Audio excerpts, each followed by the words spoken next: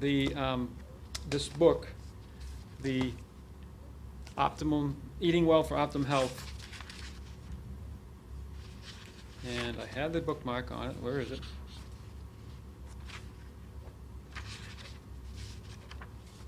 Okay. Flesh foods in the modern diet are very different because so many animals raised for food today, including chickens, pigs, cows, and sheep, no longer graze in the wild. Instead, most are fattened with grains, such as corn that provide omega-6, but not omega-3. Moreover, people take in a lot of their fat in the form of vegetable oils and products like margarine made from them. Most of these, again, provide omega-6 fatty acids, but not omega-3s.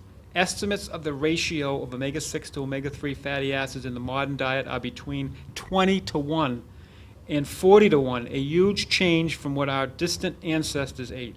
This may well have consequences for human health and longevity. We talked about the inflammation. So my advice would be to actually, increase your omega-3 uptake. And obviously talk with your physician or a registered dietitian before you change any of your diets. I can't say that enough. Any of your dietary habits. So you want to choose what kind of good sources of fats we're talking about here is choose fatty fish such as salmon, has a lot of the omega-3, or fish oil supplements.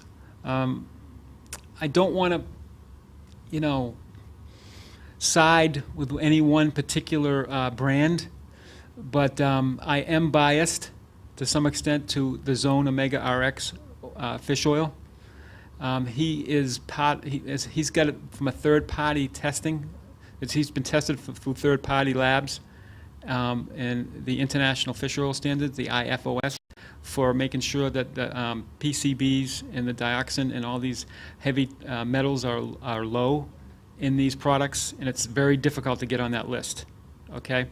There's another one if you don't want to go that route. I went into Whole Foods the other day, and I looked at a brand called Minomi, M-I-N-O-M-I, I believe, or Nordic Naturals.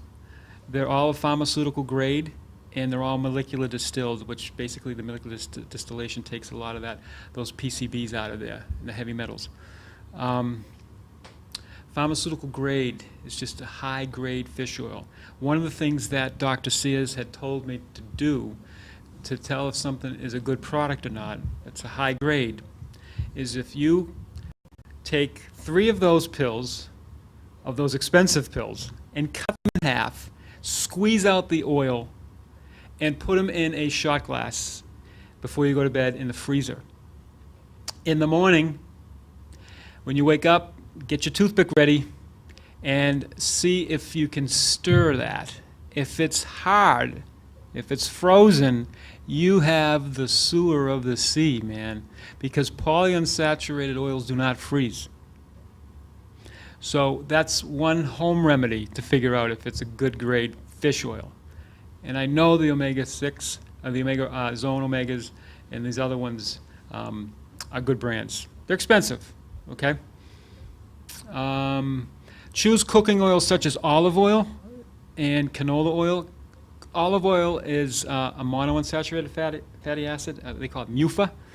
And it's better than the canola oil because the canola oil has the omega-3, but it also has omega-6. So I would use the olive oil in my opinion. But if you have to use canola oil, it's better than the other ones we talked about. Safflower, sunflower, corn oil, and so forth.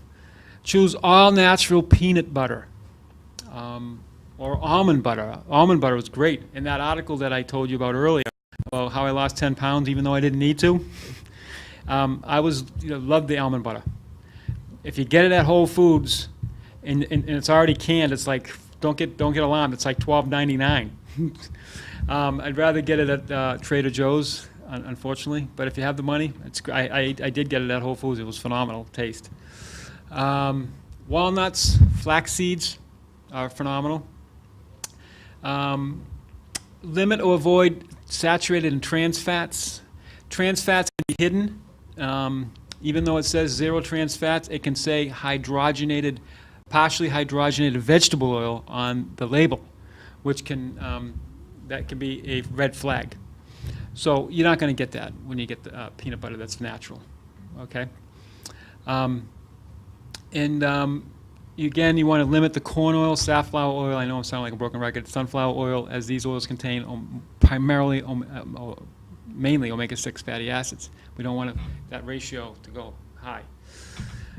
So how do you know what to limit your saturated fat at? You basically, if you're consuming, like on this diet, 1,600 calories a day, you should not exceed 10% of those calories from saturated fat. So if you take the 1,600 times the 10%, it equals 160, and then you divide it by 9 because there's 9 calories per gram in fat. So that comes out to 18 grams of saturated fat a day. And I know you don't always have that listed on the label, but this particular diet's going to be in that range. The bottom line on fats, more and more research supports essential fats in your diet. Penn State assigned 53 overweight women and men on a low-fat diet packed with carbs or a higher fat diet with plenty of monounsaturated fats, the MUFAs, M-U-F-A. Saw a 20% greater reduction in visceral or belly fat, and that's from any scientists out there that want to look that up. That's from Pelkman, Pelkmann et al., meaning there's more authors, in the American Journal of Clinical Nutrition in the February 2004. So don't run scared from fat. Okay? Fat does not make you fat. It's the abundance of calories, and a lot of those calories are from refined sugars that can cause this insulin issue, increase inflammation, and cause this obesity epidemic that we're seeing at 65% of the population are overweight. That's astronomical. So let's go through the sample menus. Breakfast, apple almond butter toast.